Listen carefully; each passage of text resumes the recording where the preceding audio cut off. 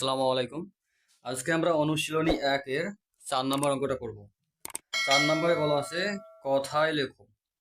কথায় লেখো মানে কি, আমরা পড়েছিলাম যে অঙ্কে লেখো মানে অঙ্ক দিয়ে লেখা, আর কথায় লেখো মানে বানান করে লেখা। তো প্রথমটা কি আছে, প্রথমটা করে দেওয়াই আছে ১, ৮, ৯। তো এটাকে কথায় লিখতে হলে কি করতে হবে, আমাদেরকে প্রথমে পড়তে হবে একক, দশক, শতক। শতকের ঘরে কত আছে ১, তার মানে ১০০। তারপর কি আছে ৮, ১০, ৯, ৮৯। তাহলে এটাকে আমরা কিভাবে লিখবো, ১৮৯। এটা বানান করে আমরা লিখবো ঠিক যেমনটা বইয়ের মধ্যে দেওয়া আছে। তারপরে কত আছে ৫, ৮, ৭। এটা আমরা করবো কিভাবে, একক, দশক, শতক। শতকের ঘরে কত আছে ৫, তার মানে ৫০০। তারপর কি আছে ৮, ১০, ৭, ৮৭। তাহলে এটাকে কিভাবে লিখবো আমরা, ৫৮৭।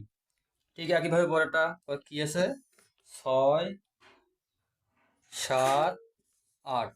এটা আমরা করবো কিভাবে, একক, দশক, শতক। শতকের ঘরে কত আছে ৬, তার মানে ৬ শতক। তারপর কি আছে ৭, ১০, ৮, ৭৮। তাহলে এটাকে আমরা লিখতে হবে ৭৭৮। তারপর কত আছে ৭, ৯, ৬। তাহলে একক, দশক, শতক। শতকের ঘরে কত ৭, তার মানে ৬০।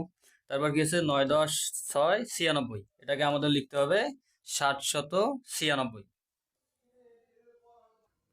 তারপর কি আছে ১০২৯। এটা আমরা পড়ব কিভাবে, একক, দশক, শতক, হাজার। হাজারের ঘরে কি আছে ১, তার মানে ১০০০। তারপর কি আছে ২, ১০, ৯, ২৯। তাহলে এটাকে আমরা লিখবো ১০২৯। তারপর কি আছে ৭, ১, ৪, ২। এটাকে আমরা কিভাবে পড়বো, একক, দশক, শতক, হাজার। হাজারের ঘরে কত আছে ৭, তার মানে ৭০০০। আবার পড়বো একক, দশক, শতক। শতকের ঘরে কত আছে ১, তাহলে ৭১০০। ৪, ১০, ২, ৪২। তাহলে এটাকে আমরা লিখবো ৭১৪২।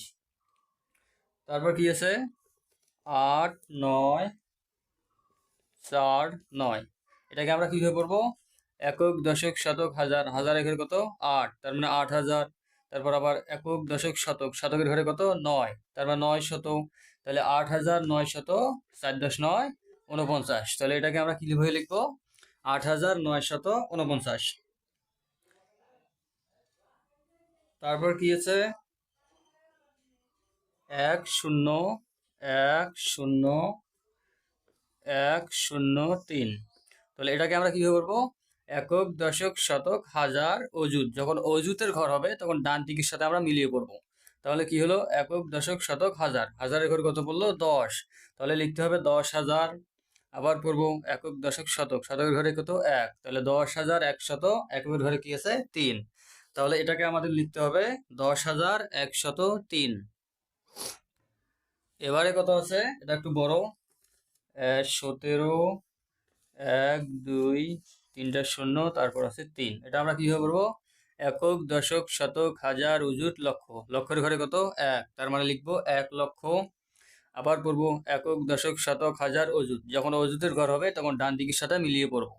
তাহলে এটা কিসের ঘর হবে, হাজারের ঘর। একক, দশক, শতক, হাজার। হাজারের ঘরে কত পড়লো ৭০। তাহলে ১,৭০,০০০ আর কি আছে ৩।